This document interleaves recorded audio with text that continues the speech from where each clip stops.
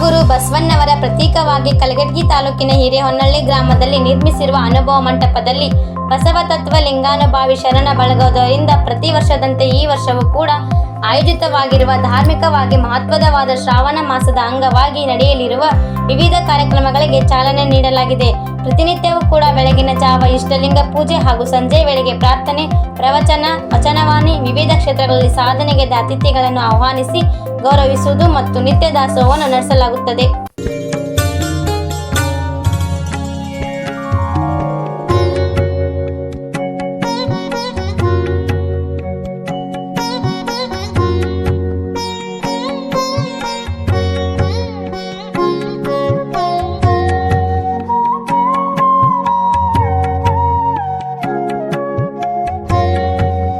ಸಮುದಾಯ ಜಾಗೃತಿಗಾಗಿ ತಮ್ಮ ಸಹಚರರೊಂದಿಗೆ ಸಂಘಟಿತರಾಗಿ ವೈದಿಕ ಧರ್ಮದ ಮತ್ತು ಜಾತಿ ಜಾತಿಗಳ ವ್ಯವಸ್ಥೆಯನ್ನೇ ಧಿಕ್ಕರಿಸಿದರು.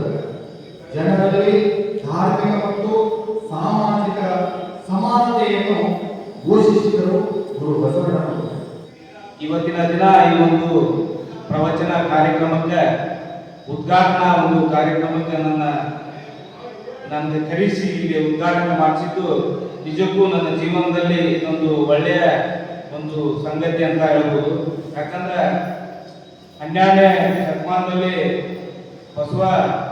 ಬಸವಣ್ಣವರ ಒಂದು ಆಚಾರ ವಿಚಾರ, ಅವರ ಒಂದು ಸಮಾನತೆ, ಜಾತ್ಯತೀಯತೆ, ಮೂಢನಂಬಿಕೆ, ಪ್ರಜಾಸತ್ತಾತ್ಮಕವಾದಂತ ಎಲ್ಲ ಈ ಒಂದು ವಿಷಯಗಳನ್ನ ಜನರಿಗೆ ಒಂದು ತಿಂಗಳಂತ ಇಲ್ಲಿ ಬೋಧನೆ ಮಾಡೋದೈತಲ್ಲ, ಅದನ್ನ ನಿಜಕ್ಕೂ 12ನೇ ಶತಮಾನದಾಗ ಹೆಂಗ ನಮ್ಮ ಬಸವಣ್ಣವರ ಆ ಒಂದು ಅನುಭವ ಮಂಟಪವನ್ನ ಮಾಡಿ ಇರ್ತಕ್ಕಂಥ ಎಲ್ಲ ಒಳ್ಳೆಯ ವಿಷಯಗಳನ್ನ ಸಂಗ್ರಹಿಸಿದಂತ ವಿಷಯಗಳನ್ನ ಬೋಧನೆ ಮಾಡೋದೈತಲ್ಲ, ನಿಜಕ್ಕೂ ಇಲ್ಲಿ ಶರಣರ ಬಳಗದವರಿಗೆ ನನ್ನ ವೈಯಕ್ತಿಕವಾಗಿ ಹಾಗೂ ಗ್ರಾಮದ ಪರವಾಗಿ ಅವರಿಗೆ ನನ್ನ ಕೃತಜ್ಞತೆಗಳು.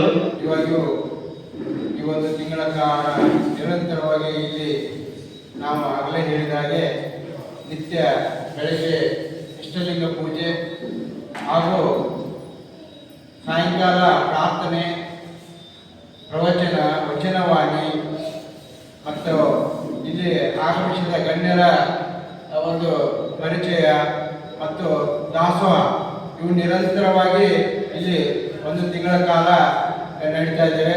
ಇವತ್ತು ನಿಜವಾಗಿಯೂ ಸಾರ್ಥಕತೆ, ಮನುಷ್ಯ ಜೀವನ ಸಾರ್ಥಕತೆ ಕಂಡುಕೊಳ್ಬೇಕಾದ್ರೆ ಇವತ್ತು ನಿಜವಾಗಿ ಅನುಭವ ಮಂಟಪ ಅದಕ್ಕೆ ಸಂಪೂರ್ಣವಾದ ಸಾಕ್ಷಿ ಅಂತೇಳಿ ನಾವಿವತ್ತು ಹೇಳ್ಬೋದು. ಅದಕ್ಕಾಗಿ ಇವತ್ತಿನ ದಿನ ಪ್ರಥಮ ದಿನ ತಾವೆಲ್ಲರೂ ನಾಳೆ ದಿನ ತಮ್ಮ ಮನೆಯವರನ್ನು ಹಾಗೂ ತಮ್ಮ ಬಂಧು ಬಳಗದವರನ್ನು ಇನ್ನೂ ಹಲವಾರು ಜನರಲ್ಲಿ ಇದನ್ನು ಹೆಚ್ಚಿನ ಪ್ರಚಾರ ಮಾಡಿ ಇಲ್ಲಿ ನಿಜವಾಗಿ ಒಂದು ತಿಂಗಳ ಕಾಲ ಒಳ್ಳೆಯದನ್ನೇ ಕೇಳೋಣ, ಒಳ್ಳೆಯದನ್ನೇ ಮಾತಾಡೋಣ. ಕಾರ್ಯಕ್ರಮವನ್ನು ಯಶಸ್ವಿಯಾಗಿ ಮಾಡಿಕೊಟ್ಟಿದ್ದಕ್ಕಾಗಿ ನಮ್ಮ ಎಲ್ಲ ಶರಣ ಭಕ್ತರಿಗೂ ಮತ್ತು ತಾಯಿಯರಿಗೂ ಮತ್ತು ಎಲ್ಲ ಗುರುಹಿರಿಯರಿಗೂ ನನ್ನ ಅನಂತ ನಮಸ್ಕಾರಗಳು.